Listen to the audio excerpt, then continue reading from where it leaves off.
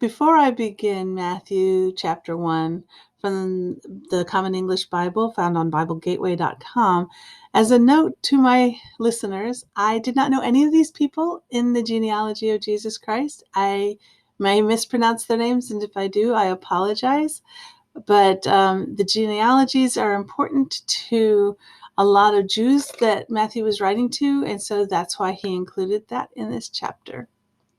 This is a record of the ancestors of Jesus Christ, son of David, son of Abraham. Abraham was the father of Isaac. Isaac was the father of Jacob. Jacob was the father of Judah and his brothers. Judah was the father of Perez and Zerah, whose mother was Tamar.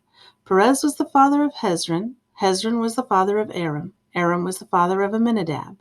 Amminadab was the father of Nahshon. Nahshon was the father of Salmon. Salmon was the father of Boaz, whose mother was Rahab.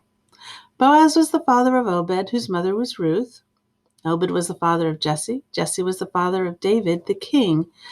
David was the father of Solomon, whose mother had been the wife of Uriah. Verse 7, Solomon was the father of Rehoboam. Rehoboam was the father of Abijah. Abijah was the father of Asaph. Asaph was the father of Jehoshaphat. Jehoshaphat was the father of Joram.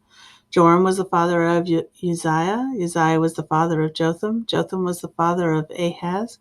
Ahaz was the father of Hezekiah. Hezekiah was the father of Manasseh. Manasseh was the father of Amos. Amos was the father of Josiah.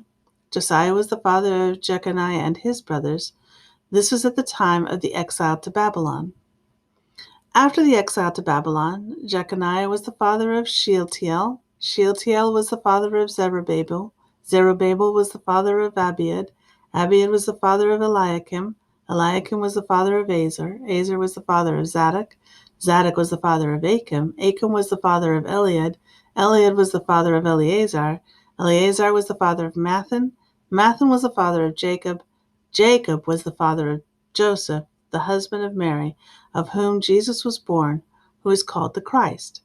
So, there were 14 generations from Abraham to David, 14 generations from David to the exile to Babylon, and 14 generations from the exile to Babylon to the Christ. Verse 18, this is how the birth of Jesus Christ took place. When Mary, his mother, was engaged to Joseph, before they were married, she became pregnant by the Holy Spirit. Joseph, her husband, was a righteous man. Because he didn't want to humiliate her, he decided to call off their engagement quietly.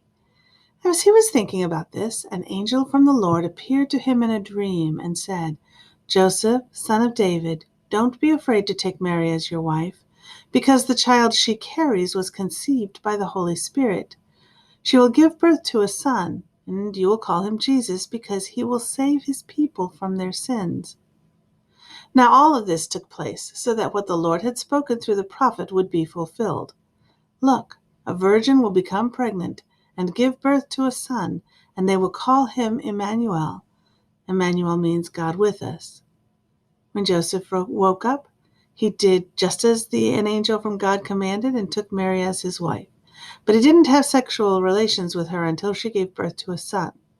Joseph called him Jesus. This is the end of Matthew chapter 1 in the Common English Bible found on BibleGateway.com, and my name is Rosie Allen.